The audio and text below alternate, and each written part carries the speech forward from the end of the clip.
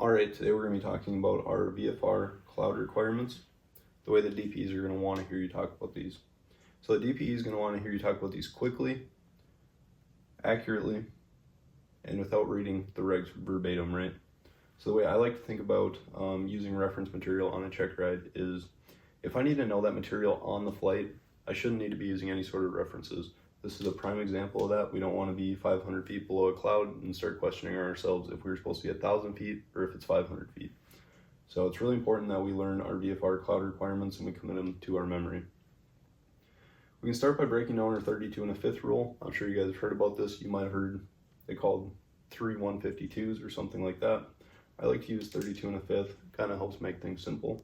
We have 3 statute miles visibility. We have 2,000 feet horizontal or side to side, 1,000 feet above the clouds, and 500 feet below the clouds. This is going to sum up a majority of the airspace that we're going to encounter. It's going to cover all of our Echo, all of our Charlies, Deltas, and Gulf airspace at night. And we can go ahead and move into some of our other topic areas.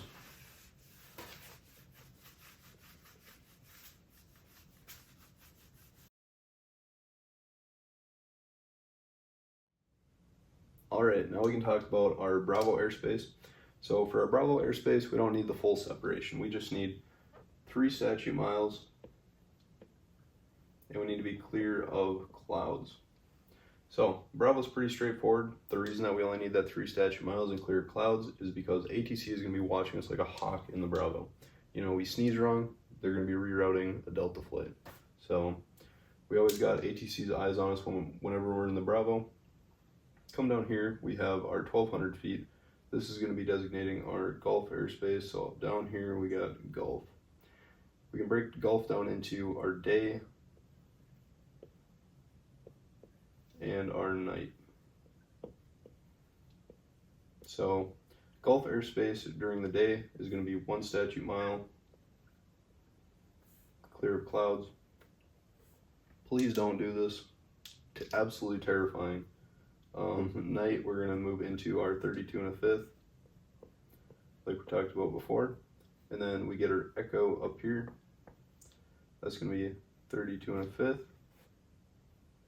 It's important to note that with our Bravos, they're going to be surrounded by that class Echo airspace, or potentially Deltas, Gulf airspace, all that stuff.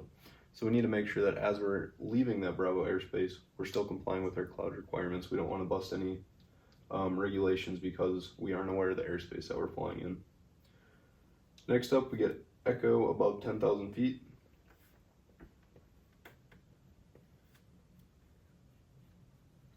And that's where Echo is going to change a little bit. So up above 10,000 feet in Echo, we're actually going to switch to a new rule. This is going to be 5 statute miles, and then 1, 1, 1. That's going to be 1,000 feet horizontal, 1,000 feet above, and 1,000 feet below clouds. And that's going to sum up all of our airspace. So just a quick recap.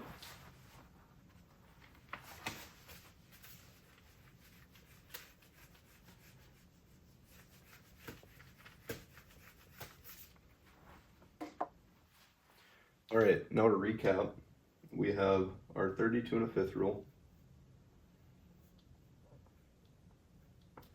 And this rule is going to apply to our Echo below 10,000 feet. We have our Charlies, our Deltas, and our Gulf airspace at night. And now we can move into our next rule, which, if we remember, was at 511.